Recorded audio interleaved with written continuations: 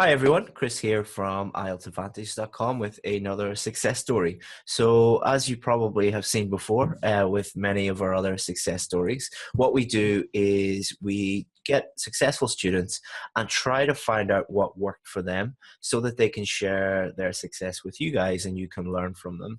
So let's start off with just by giving everyone a little bit of background information about yourself, Rohit. Okay.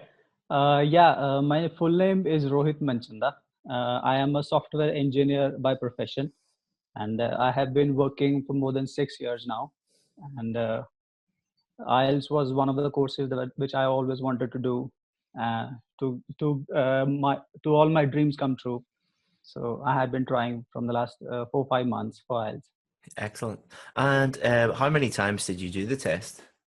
I attempted 4 times, Hmm. but this was the final attempt that I did. And what did you struggle with? Was there anything in particular that you found really difficult? Yes, like I was okay with the listening, reading, and speaking part. The one part which I was struggling the most was writing, and Hmm. specifically writing tasks too. Hmm. So, yeah, I thought I did not have enough ideas to support my writing that I am going to write in my IELTS exam. Along with that, I also used to think that I am not getting the understanding the question properly, Hmm. and if I am answering the question properly or not. I mean, all the aspects of the questions, did I have answered to all the to every section of the question or not? So that was the challenge that I was facing. Plus, I thought I had too much ideas in my mind, so that I could put my ideas to paper. Hmm. So I used to start writing in the exam. I used to have this idea, and another idea used to come to my mind. So there were lots of ideas, and I was not able to focus on one.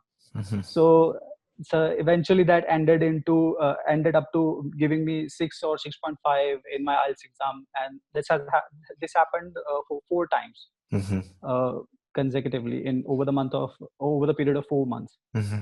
So what do you think were the biggest differences between, so this is a very, very, very common problem. So we're going to be able to help a lot of people.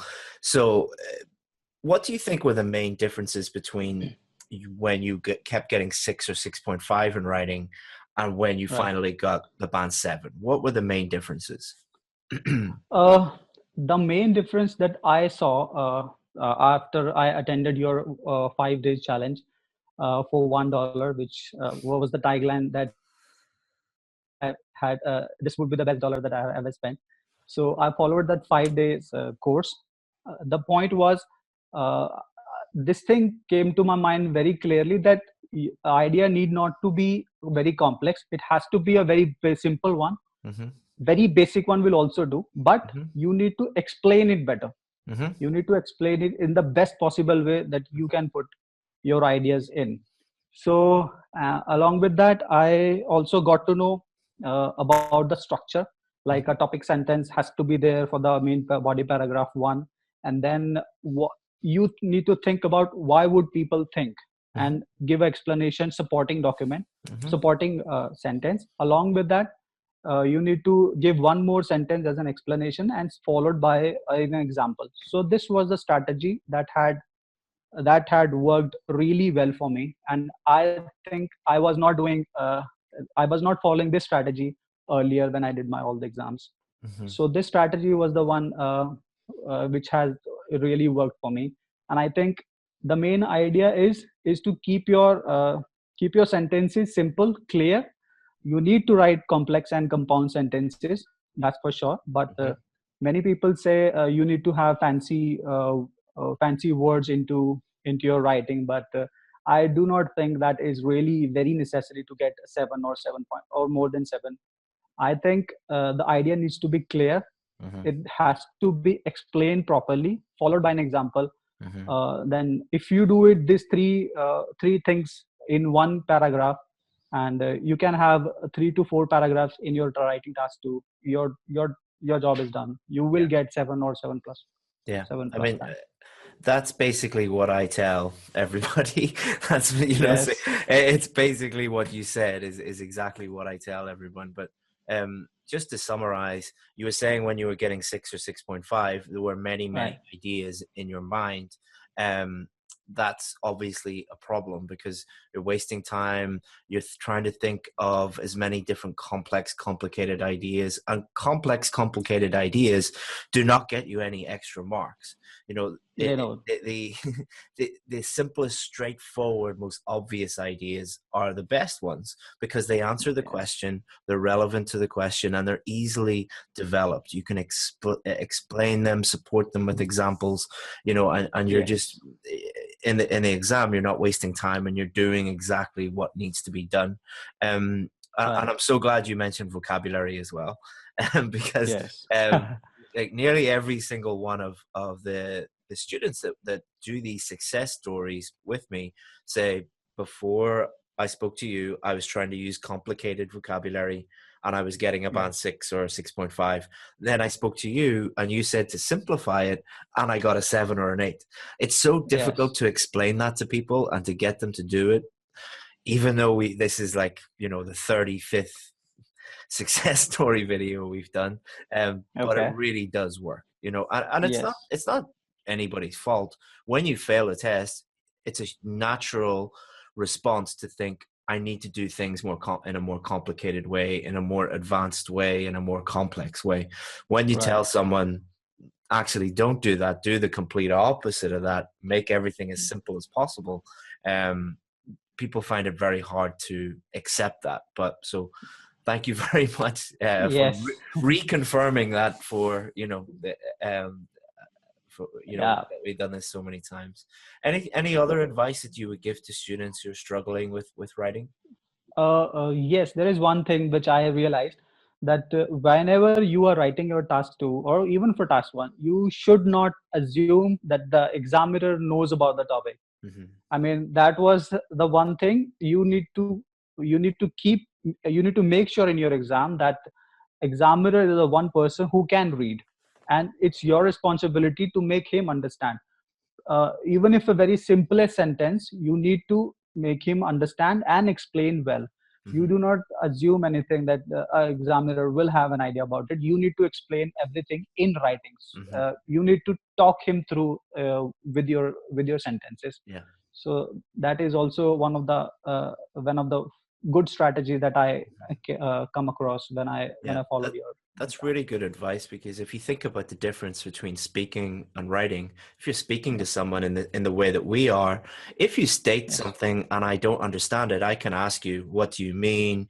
Can you explain that? You know, ask you follow-up questions. In writing, the Yes. person's never going to be able to do that. So you can't assume knowledge. You can't assume that they know what you're talking about.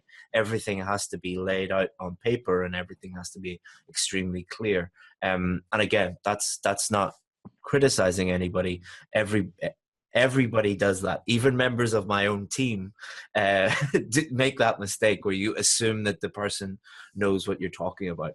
It's a very common mistake, Yeah. not only with IELTS students, but with everybody. I make that mistake with I'm sending an email to somebody and I talk about, oh, do the thing. And they're like, well, what does that mean? What are you talking about? What are you referring to? So putting yourself in the shoes of the reader, having empathy for the Yes. reader is key. Because if you do that and you focus on clearly communicating with the reader, and empathizing with them, your writing is transformed. So you're not writing to show off, you're writing to Yes. effectively communicate Explain. with the reader. And that's why Yes. we write anything. Yes. We don't write something to show how many fancy words we know. We write something to clearly communicate Yeah. with the person reading it. So if you have that mindset, it improves your writing pretty quickly. Okay, so Yes. it's Friday night, so I'm not going I'm not going to take up too much of your time. But any last minute advice or anything, and if not, that's fine. So I know it's late already.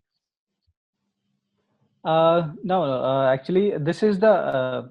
I feel writing is not that very complicated as because this becomes one of the major reason that if people are not get past this hurdle of IELTS exam, the score what they need.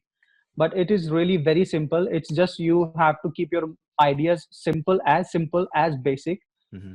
and all you need to do is just explain that in the best possible way that you can do at the time of exam. That is the So only advice that I can give. some people watching this video might say, "Oh, but if I use simple ideas, I'll get lower scores." What would you say to them? That is not the case.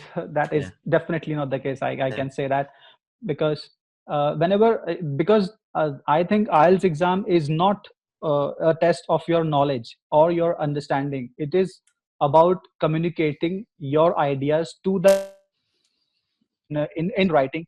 So Hmm. if you can do that, even if the basic ideas are really effective, are really helpful. There's a difference between So a simple idea and simple vocabulary. yeah, But people conflate them and confuse them a little bit too much because they're told again and again and again, don't use simple words, don't use simple sentences. So when you tell someone to use a simple idea, it maybe is confusing for some people, and they think, oh, if I use a simple idea, I'll get a lower score. You mhm. use simple ideas, straightforward ideas, obvious ideas, Obvious, yes. and explain them clearly. The words that you use, Yes. use the vocabulary that you're capable of using. You have to demonstrate that you do have a sufficient range of vocabulary.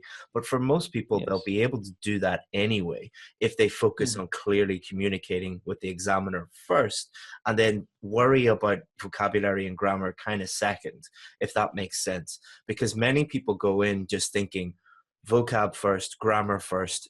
Let's put in as Yeah. many complicated, complex ideas and Yes. words and phrases and sentences, and that never works. Like never. I've never Yes. ever heard of a student doing that and being successful. So Yes. I don't know why it persists. Maybe it's because it sounds easy. It sounds like the easy thing to do. But anyway, so thank you very Yeah. much, Rohit. What will you be able to do now that you have got the scores you need? I'll be able to land in my dream country, which is in Canada. And over the period of 3 or 4 months, I need to do the formalities, and probably I'll be landing there and fulfilling my dreams that I always wanted to go there and have a job and have a career there. So Congratulations! I hope you like cold weather. you're going to get you're going to get a shock when winter comes along. But I yeah, suppose that's looking a forward to it. small price to pay. Well, thank you very Yeah. much, Rohit, and I Oh, really appreciate you sharing that with everybody. And if yeah. you need anything in the future, just let me know. Okay, Sure. Thank you. Thank you, Chris, for all you're your help. welcome. Thank you You're very welcome. much. Bye bye.